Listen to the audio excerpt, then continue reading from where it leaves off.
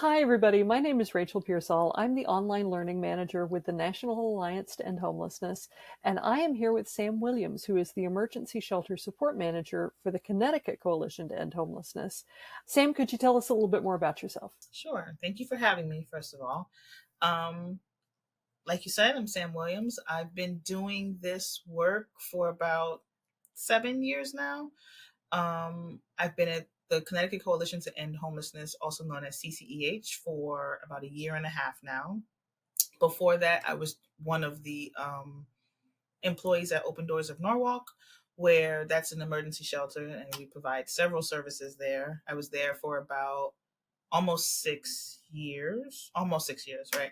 That's actually where I started my career in homeless services. Started off as an intern, worked my way all the way up. I did outreach case management for a few years, and then I landed in data and property management. And then I saw an opportunity at CCEH, and here I am. You've also done a lot of outreach work in your career. What is outreach really? What in the context of homelessness? It's the bridge between unsheltered homelessness and support. What it is people who are unsheltered, a lot of the times when you see them, you don't actually see them. You see the person, you see the situation, and people usually keep it moving.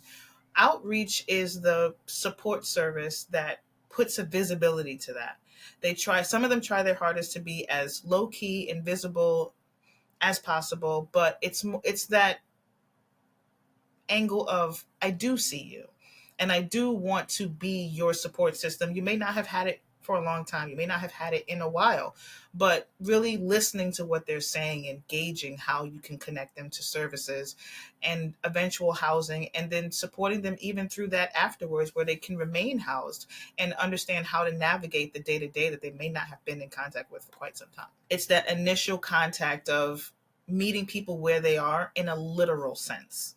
It's not where people are, coming to appointments and they always have a building to go to. It does happen, but I like to call it chase management because you do end up chasing some people around, but it's the physical form of meeting people where they are, actually coming to them in what they have created as their comfort zones, as opposed to people always having to come to me. Unfamiliar buildings, seeing other faces, having to navigate through cities and towns to get to certain spaces.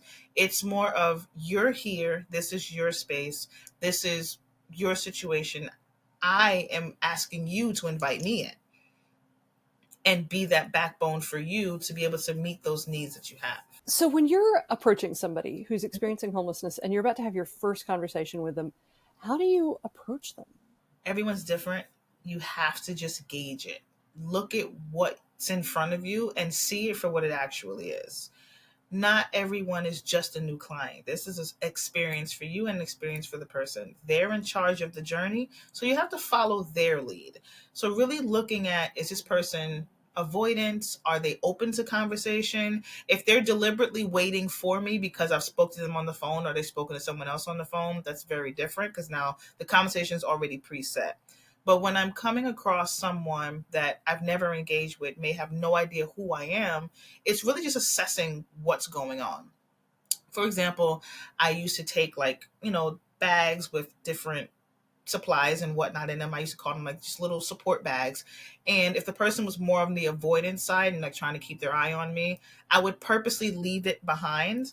And then like curiosity sets in and I'll watch from somewhere from a distance where they can't see me.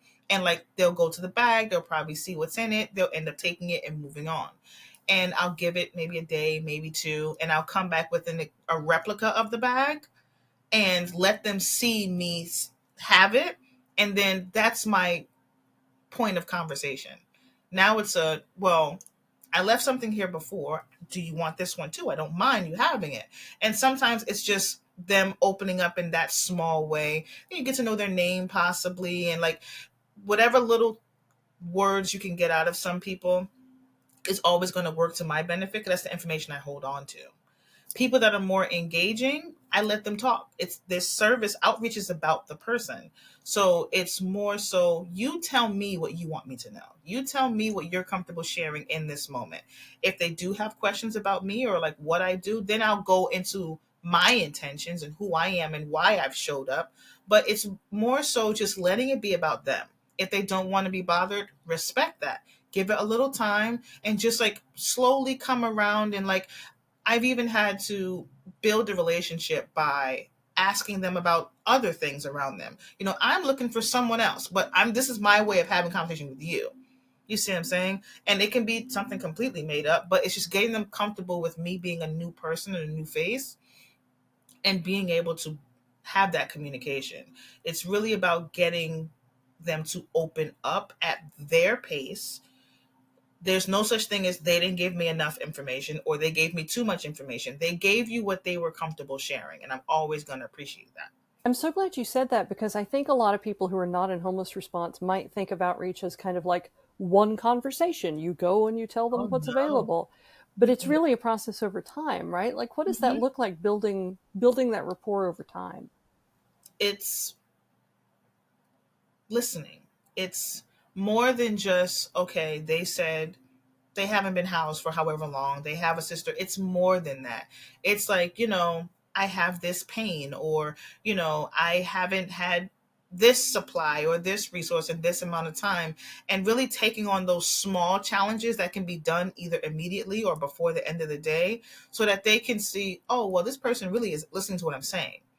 Maybe they've said something like they have a birthday coming up, they have a kid, they have a this, they have a that. It's like taking that and giving it back to them as remembered information without writing stuff down. Like, I'll write stuff down after the fact, of course, but being able to give that information back to them because I've been listening and taking in what they're saying, that means a lot to them.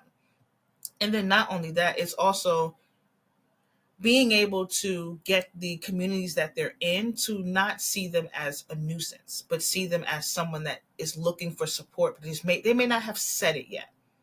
So, like, what do other people in the community look like supporting this person?